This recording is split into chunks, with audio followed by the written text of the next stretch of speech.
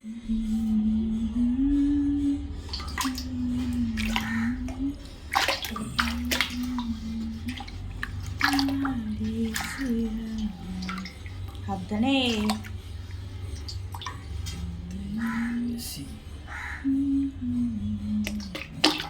তোকে ভালোভাবে বলছি, ভালোভাবে না করলে কিন্তু আমার কাছে আছে অস্ত্র।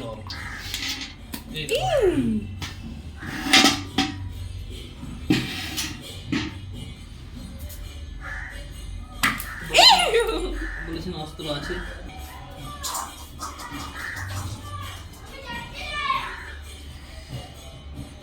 আহারে বেচারা মরে গেল।